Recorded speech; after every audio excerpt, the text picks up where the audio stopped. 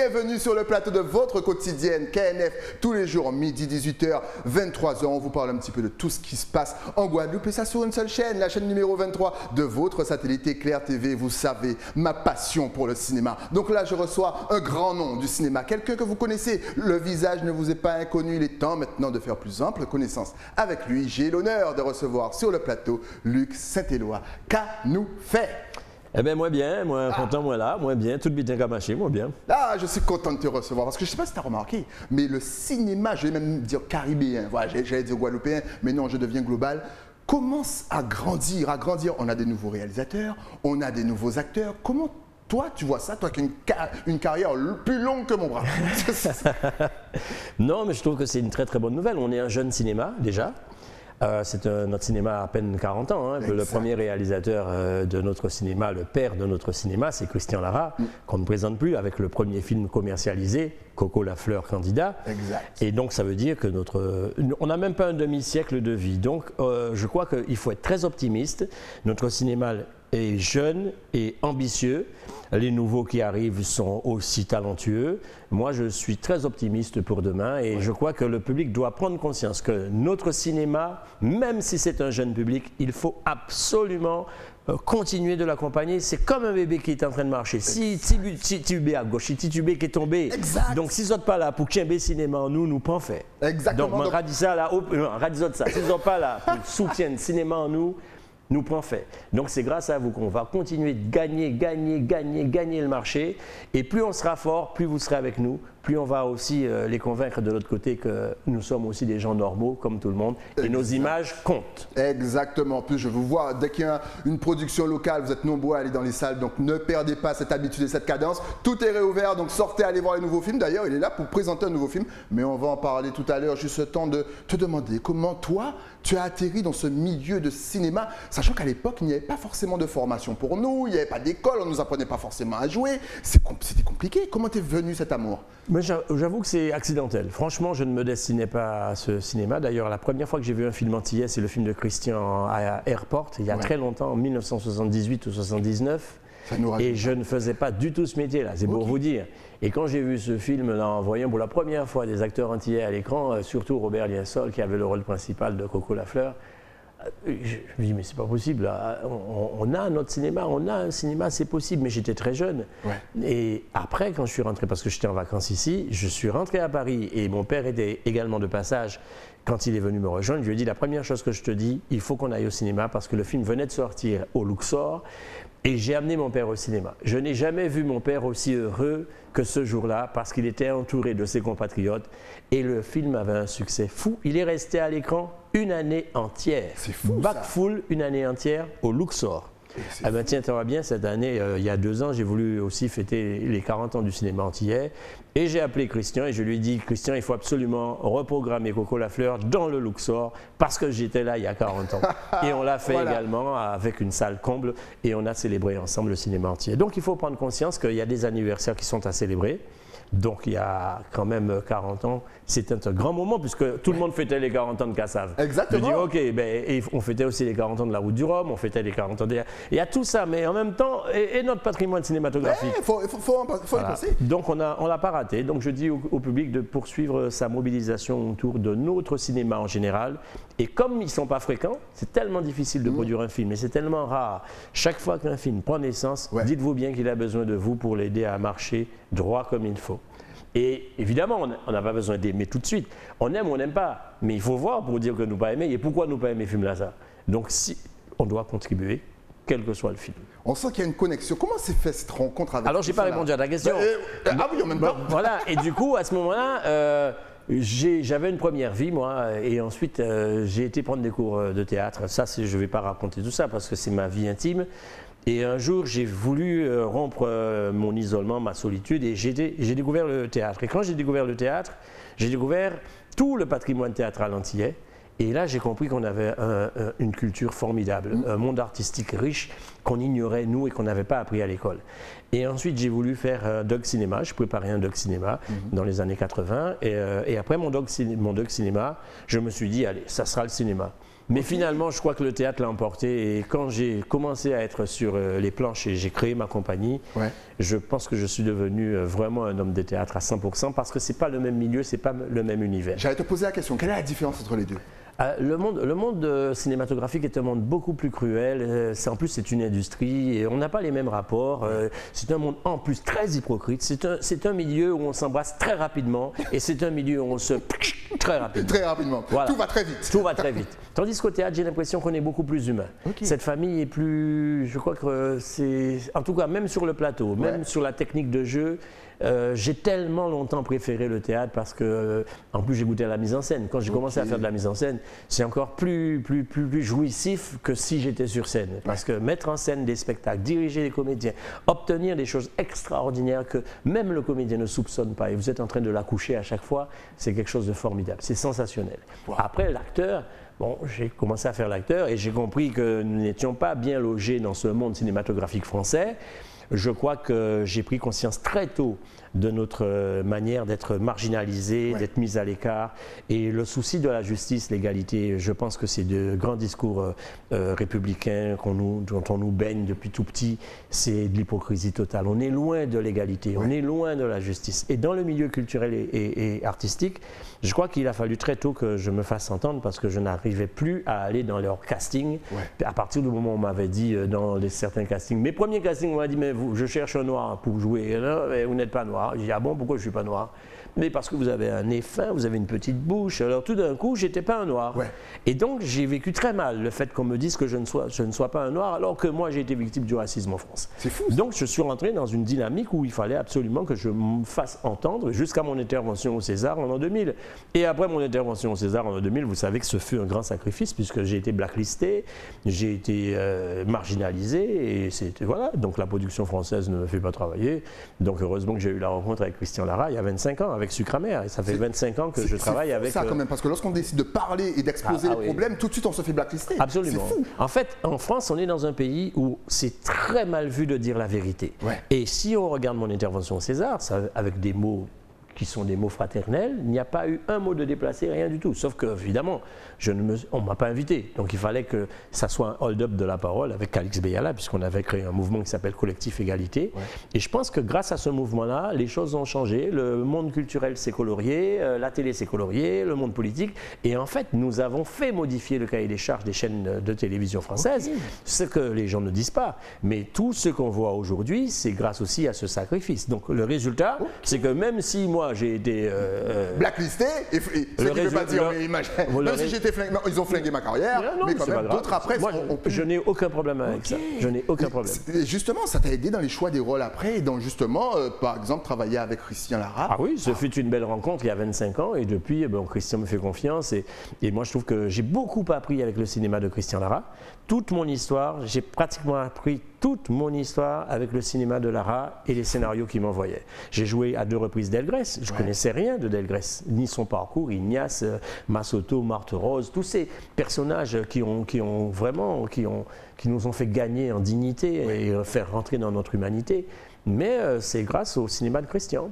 Excellent. Donc, le cinéma aussi sur ton personnage, parce que ça peut servir aussi de conseil aux jeunes, tu fais énormément de recherches. Je demandais justement à Christian pour Yafa, c'est superbe film, en mode film documentaire qui nous apprend énormément de choses. C'est un nouveau genre cinématographique. Exact. Christian l'a appelé Memory Fiction. Memory Fiction, mais c'est vraiment excellent. Est-ce que lui faisait toutes ces recherches? Combien de temps ça avait pris pour faire toutes ces recherches? Est-ce que toi aussi tu fais des recherches? Et combien de temps ça te prend pour justement embrasser le rôle que tu vas jouer? Moi, évidemment, Christian me livre un scénario. À partir du scénario, évidemment, je pose des questions et puis aussi il répond à mes questions. Donc forcément, à chaque fois que Christian me propose un personnage, qu'il soit historique ou pas, il me donne des pistes. Et ses réflexions, ses travaux, en plus Christian c'est le petit-fils du premier historien noir guadeloupéen, donc à un moment donné, j'ai été biberonné.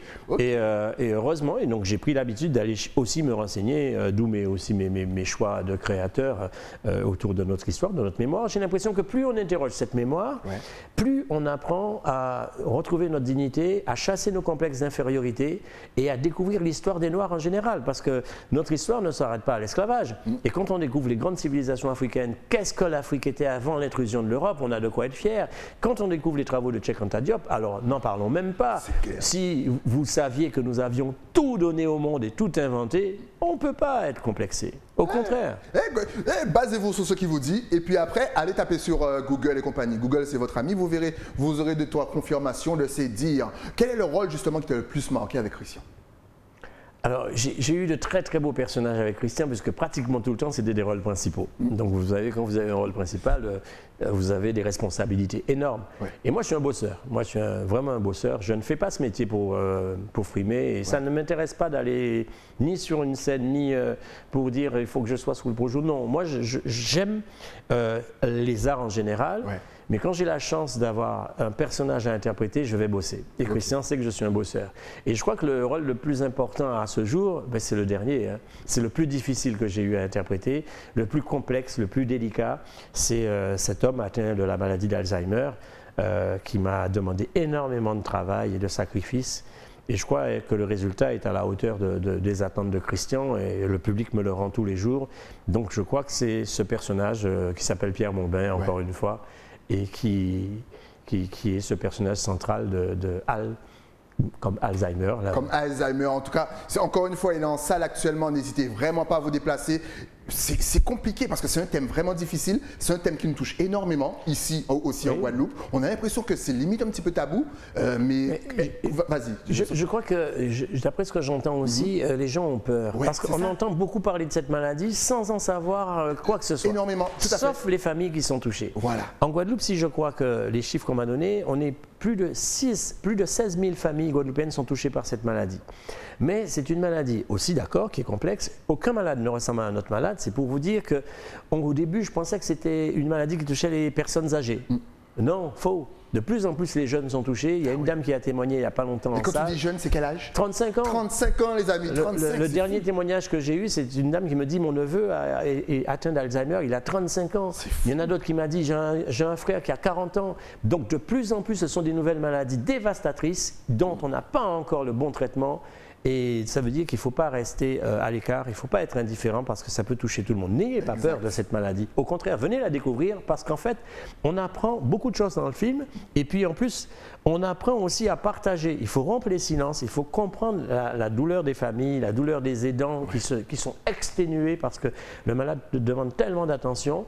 Mais c'est aussi un film qui montre à quel point notre humanité est puissante. C'est un film sur notre humanité, c'est un film sur l'amour, c'est un très très beau film d'amour avec des partenaires formidables. Celle qui joue mon épouse, c'est Caroline Ducé, qui est extraordinaire dans ce film et qu'on voit également dans Yafa, le précédent film. C'est celle qui vient sauver le policier qui tente de se suicider et elle vient le sortir d'affaire. Donc comme par hasard, et comme Christian a bien compris qu'on formait un beau couple, et il nous a remis en scène avec cette belle histoire. Et puis il y a Patrice Boulmar, il y a qui est encore là, c'est la petite Sephora, il y a Julienne Trevental, il y a une belle distribution guadeloupéenne, et puis il y a Xavier le tourneur qui joue le médecin, un fidèle de Christian.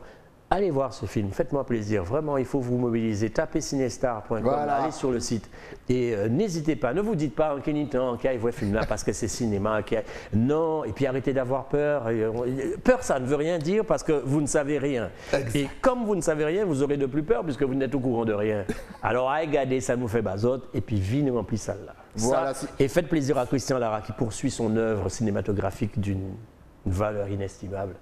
Et puis pas attendre, il partit parce qu'il n'a pas ni 20 ans, Christian. Hein. Bon, il a 82 ans, vous avez compris? C'est quoi l'aîné?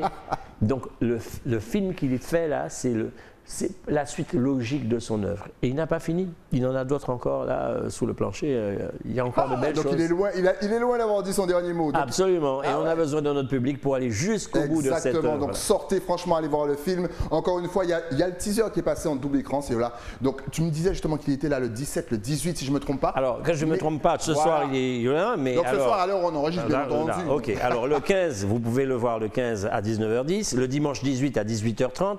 Et le lundi 19 à 14h.